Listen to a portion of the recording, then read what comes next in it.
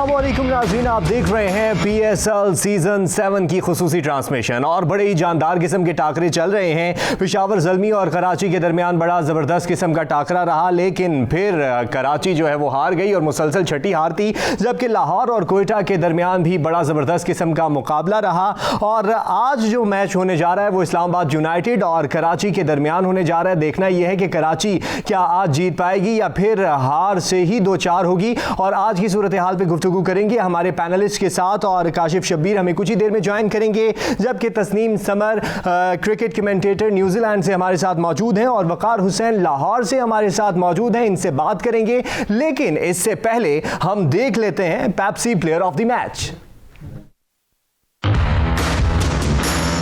Next up for his 2 wickets for 27 runs, an absolute brilliant first over. The HBL PSL player of the match is Shaheen Afridi, and he will sign a ball for Brighton Paints fan of the match.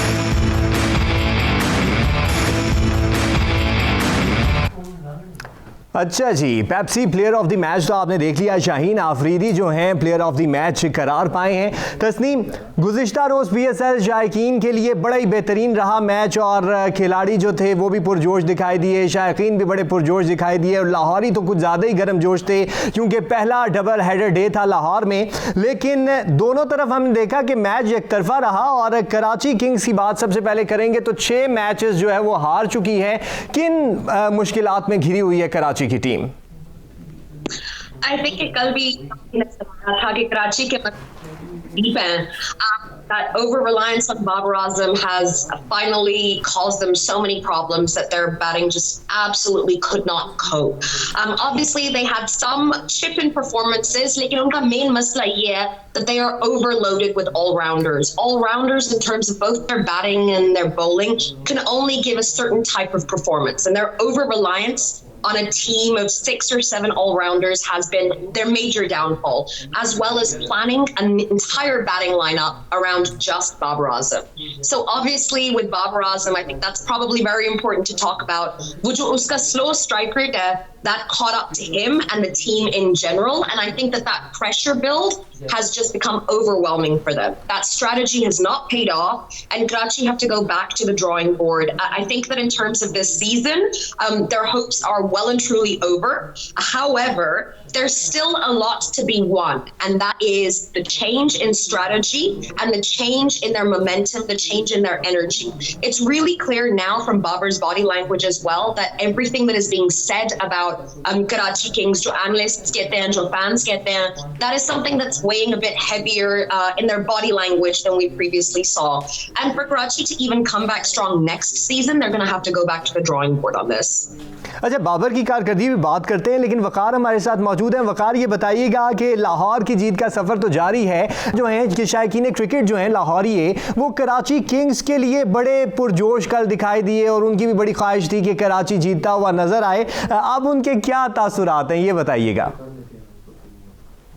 जी बिल्कुल, ऐसा कराची एक बहुत बड़ी team है और जो शायकीन लाहौर है वो लाहौर टर्नर्स के अलावा जो कराची किंग्स है उससे भी काफ़ी मोहब्बत करते हैं और वो चाहते हैं कि कराची किंग्स भी किसी न किसी तरह से क्लिक करे। जिस तरह कराची के अवाम चाहती थी कि लाहौर टर्नर्स की टीम भी किसी न किसी तरह से क्लिक करे, लेकिन बदकिस्मती से हम देख रहे हैं कोई हिकमत अमली नज़र नहीं आ रही और बाबर आजम पर पूरी टीम रिलाई कर रही है। हालांकि वसीम अकरम इतना बड़ा नाम है, लेकिन उसके बावजूद टीम को वो आउटपुट नहीं दे पा रहे, जिसकी वजह से ना सिर्फ टीम के जो प्लेयर्स हैं वो मायूस हैं, बल्कि जो शायकीन कराची से मोहब्बत करते हैं वो भी काफ़ी हद तक मायूस हो चुके हैं। मुझे तो खदशा लग रहा है क्योंकि बाबर आजम कराची किंग्स के कप्तान और मुसलसल जीत नहीं पा रहे मैच, और अभी तक कोई मैच नहीं जीती है कराची किंग्स, और कौमी टीम के भी वो कप्तान है, कहीं वो कॉन्फिडेंस लूज़ ना कर जाएं बदकिस्मती से।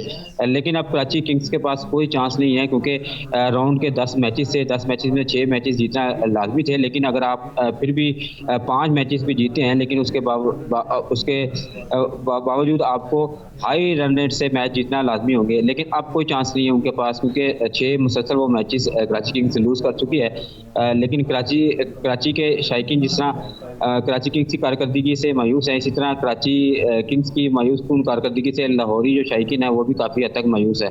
बहरहाल लाहौर कलंदर्स की टीम अच्छा कमबैक कर रही है, अच्छा खेल रही है और लाहौरी काफ़ी खुश दिखाई दे रहे हैं हमें। अच्छा, लाहौरी जो हैं वो लाहौर के कलंदर्स के लिए तो बहुत ज़्यादा खुश नज़र आते हैं। तस्नीम हमारे साथ मौजूद है। तस्नीम, बताइएगा, आपका भी यही ख्याल है जो बाबर आजम के बारे में अभी लोग तनकीदी नज़रों से देख रहे हैं, और जिस तरीके से बाबर बैटिंग भी नहीं कर पाए और तमाम सूरत हाल आपके सामने रही, और पेशावर ज़ल्मी जो है वो बहुत ज़्यादा हावी नज़र आई, और जो कराची है उनकी बॉलिंग का शोबा भी कमज़ोर नज़र आता है?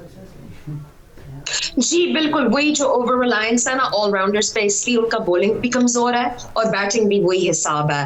बाबर आजम का आई थिंक थोड़ा सा डिस्कस करना जरूरी है कि अक्सर ऐसे प्लेयर होते हैं जो बाकी फॉर्मेट्स में बहुत ही टैलेंटेड होते हैं, जैसे Steve Smith, he is not a particularly good T20 player, so and he is obviously one of the most exceptional talents in the world, लेकिन हर बंदा हर काम में अच्छा नहीं हो सकता। So for Babar, his natural game is never been T20. He's an exceptional ODI batsman. He's a very impressive Test batsman, and he's not lacking in T20 talent. लेकिन जो उसका natural game का strike rate है, उसका एक ये मसला है कि जो pressure build up होती है बाकी teammates पे, that is something that only certain players, जैसे कौमी टीम में मोहम्मद रिजवान उनके साथ बैटिंग करता है, only certain players can handle that pressure. Only certain players can push their game forward. मेरे लिए ये परेशानी थोड़ी बहुत है कि कौमी टीम के बारे में सोचना होगा। If this energy, जैसे अभी मेरे फेलो पैनलिस्ट कह रहे थे कि ये कौमी टीम के अंदर आती है, if बाबर आजम के अंदर नेगेटिविटी आती है इस एक्सपीरियंस से, then that's going to be really damaging. It's not necessary for that bad energy to carry into the Pakistan side. लेकिन हमें as critics, as fans, Babar Azam को, उसके coaches को, they have to be able to divorce one tournament from the next. और ये उनको पता होना चाहिए that it's not necessary that form continues everywhere. Just as much of that is your psychological aspect. So for me, there's a lot for Karachi Kings to do. It's not about saving the season. एक pressure generate हो चुका है, और break पर जा रहे हैं तस्नीम और वकार, और वापस आते हैं तो लाहौर और कोयटा के हवाले से भी बात करेंगे। नाज़रीन, आप भी हमारे साथ रहिएगा।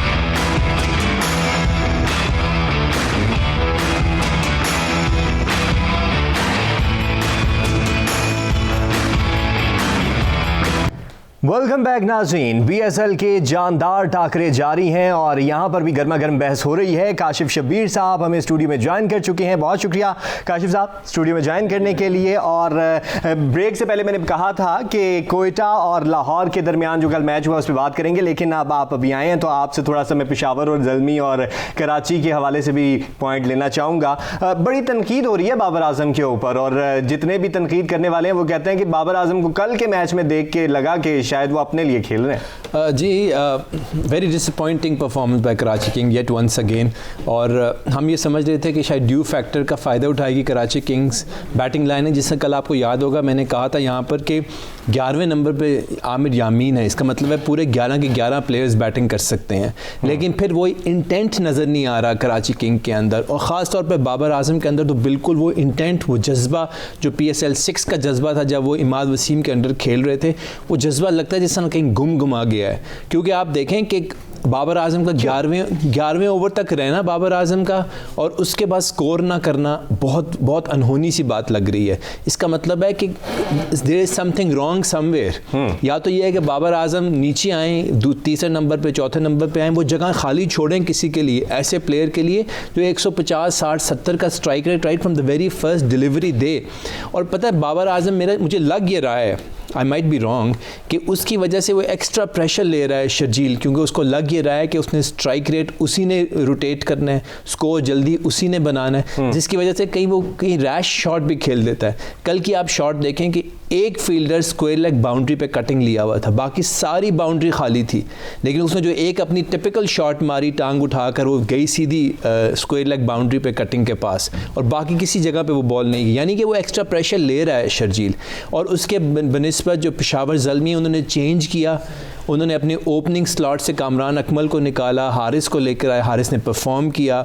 आप देखें वो बैटिंग ऑर्डर किस तरह चेंज कर रहे हैं। लिविंगस्टन को उन्होंने तीसरे नंबर पर लेकर आए, अभी तो लिविंगस्टन चला नहीं तो 193 स्कोर हो गया। अगर लिविंगस्टन भी चल जाता, यानी आपको लगता है यहाँ पर भी चेंज की बहुत ज़्यादा ज़रूरत है? डेफिनेटली चेंज की ज़रूरत है। बाबर आजम को नीचे आना चाहिए, तीसरे नंबर पर बैटिंग ऑर्डर को स्ट्रेंथ देनी चाहिए और ऊपर ऐसा स्ट्राइकर आए जो स्ट्राइक कर सके, जो शर्जील को कॉम्प्लीमेंट कर सके, जो सपोर्ट दे सके। लेकिन I think now it is too late because ये तो 7वां मैच ही हार चुके हैं। लेकिन जाते जाते कोई एक मैच कराची किंग्स को जीतना चाहिए ताकि दिखाएं कि हमारे में वो सलाहियत है। लेकिन कॉम्बिनेशन का बहुत सवेयर प्रॉब्लम है कराची किंग्स के अंदर। नबी ने 7वें नंबर पर बैटिंग की, उसको उठा के फिर ऊपर ले आए, वो अपने नंबर पर ही परफॉर्म करेगा। यानी आपको लग रहा है कि चेंज की बहुत ज़्यादा ज़रूरत है और करना भी चाहिए। तस्नीम, आपकी तरफ आऊँगा, लाहौर और कोयटा की बात करेंगे ज़रा। और शाहीन आफरीदी कल बड़े छाए रहे और जिस तरीके से उन्होंने पहला ओवर करवाया तो वर्ल्ड कप 21 में इंडिया मैच की उन्होंने पाकिस्तान और इंडिया के दरमियान होने वाली मैच की याद दिला दी। Gee, Shaheen have another mode. He reaches that mode, totally something different. Exactly what we got to see. Shaheen Shah के साथ एक तो उसकी bowling है, दूसरी उसकी captaincy है, and I think that is developing so swimmingly.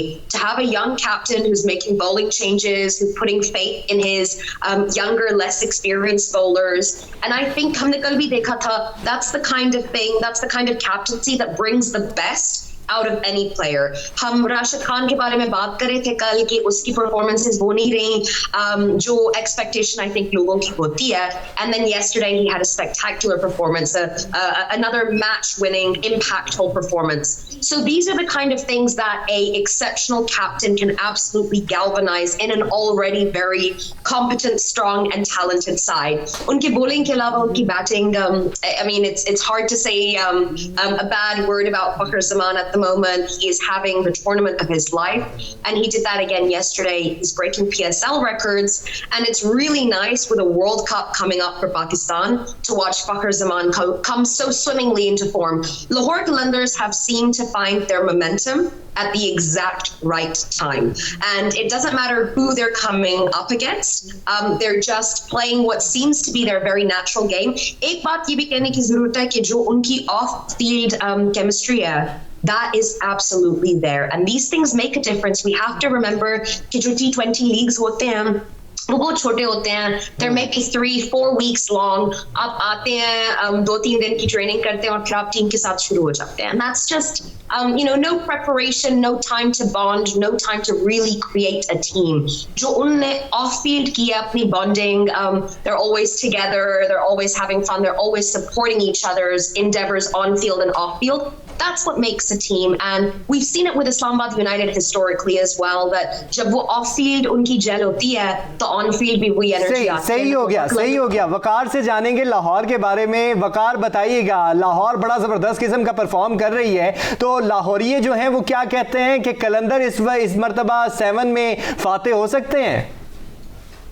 जी बिल्कुल, जो लाहौरी हैं वो लाहौर कलंदर्स के हवाले से जो उम्मीद कर रहे हैं, उनका ये कहना है कि इस बार जो है वो टाइटल अपना नाम ज़रूर करेगी और लाहौर कलंदर्स बड़ा अच्छा खेली है और उन्होंने उनके दिल खुश कर दिए हैं। और लाहौर कलंदर्स ऑब्वियसली बहुत ज़बरदस्त खेल रही है। कल जिस तरह के शाहीन अफरीदी ने पहले ही ओवर्स में 2 शिकार कर दिए थे, उसकी वजह से मैच का पांसा पलट गया, जो जैसन रॉय आउट हुए तो जो प्रेशर में आ गई थी कोटा ग्लैडिएटर्स की टीम, और जो ग्राउंड था वो मुकम्मल तौर पर जो 50% गुंजाइश के साथ था, जिस तरह के हम कह सकते हैं कि हाउसफुल था, तो मुकम्मल तौर पर लाहौर कलंदर्स को सपोर्ट थी। और इस बार लाहौरिये ये कह रहे हैं कि लाहौर कलंदर्स उन्हें मायूस नहीं करेगी और 7 एडिशन का जो टाइटल है वो ज़रूर अपने नाम करेगी। जी, इस दफ़ा कराची ने जो लाहौर कलंदर्स की जगह ले ली है, लेकिन देखना यह है कि लाहौर जो है कितना ज़बरदस्त खेल पेश करती रहेगी। ब्रेक ले रहे हैं, वापस आते हैं और मज़ीद बात करेंगे।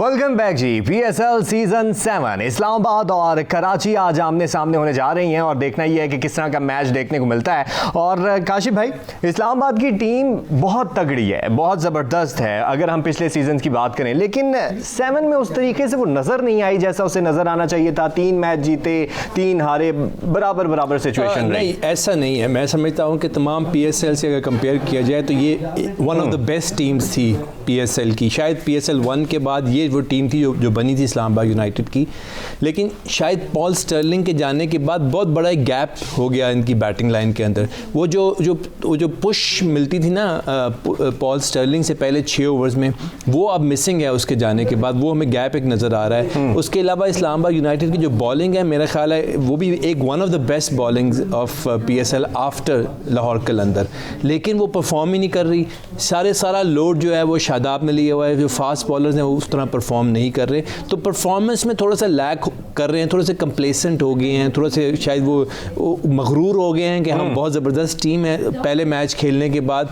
और वो इनको वापस आना पड़ेगा, चूँकि अपने ग्रूव से निकलना पड़ेगा जिस तरह लाहौर कलंदर निकली है। तस्नीम ने बिल्कुल सही कहा कि बिल्कुल राइट मोमेंट पे मोमेंटम पकड़ लिया लाहौर कलंदर ने, तो इस्लामाबाद यूनाइटेड को भी वापस मोमेंटम पकड़ना पड़ेगा। आज कॉलन मनरो अगर वापस आते हैं तो उनके वापस आने से फिर टीम में एक अच्छी पोजीशन बन जाएगी, टीम में स्ट्रेंथ आएगी। तो इस्लामाबाद यूनाइटेड को आप कमज़ोर टीम नहीं कह सकते किसी सूरत भी। मैं समझता हूँ कि मुल्तान सुल्तान के बाद अगर कोई टीम अच्छी है तो वो इस्लामाबाद यूनाइटेड है। अच्छा, तस्नीम से पॉइंट लेते हैं। तस्नीम, आपको क्या लगता है कि स्टर्लिंग के जाने के बाद जो है टीम को कितना फर्क पड़ा है, कितना नुकसानदेह है? क्योंकि जब तक स्टर्लिंग थे तो स्कोर बोर्ड पर बहुत शानदार किस्म का स्कोर रहा इस्लामाबाद का। जी, मैं काशिफ भाई से बिल्कुल एग्री करती हूँ कि पॉल स्टर्लिंग बहुत ही इंस्ट्रूमेंटल प्लेयर था इस्लामाबाद यूनाइटेड के लिए। वो बिल्कुल एग्जैक्टली जो उन्होंने कहा है कि वो जो इम्पेटस वो देता था पावर प्ले में, that was the thing that set Islamabad United apart from the other sides. They utilise that power play more effectively. और हमें पता है कि T20s में जो टीम पावर प्ले को यूटिलाइज करती है सही तरीके से वही जीतती है। It's what we consistently see throughout the game. So Stirling is a huge loss. He is obviously not the only player with a high strike rate in the world. Like, and that is why Islamabad picked him.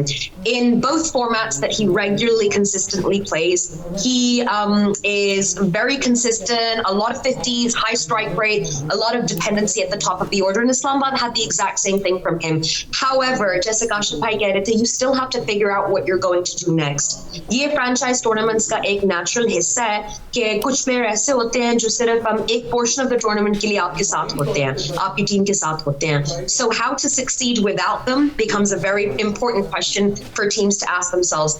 Islamabad have all of the key ingredients, and in my opinion, मेरे पास ही थोड़ा सा bias है, लेकिन I think they are historically the strongest side in the PSL, और वो भी consistently.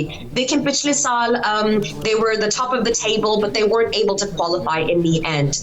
And as many of the PSLs we've had played in front of us, we can see कि उनका सबसे ज़्यादा फाइनल तक पहुंचने का, सेमीफाइनल्स तक पहुंचने का। अच्छा तस्नीम, आज के मैच के हवाले से जो हमारे मियां मिट्ठू हैं उनकी प्रेडिक्शन भी ले लेते हैं, क्योंकि वक्त बहुत शॉर्ट रह गया है और हमारे मिट्ठू किसको आज जिता रहे हैं, बताएं जी।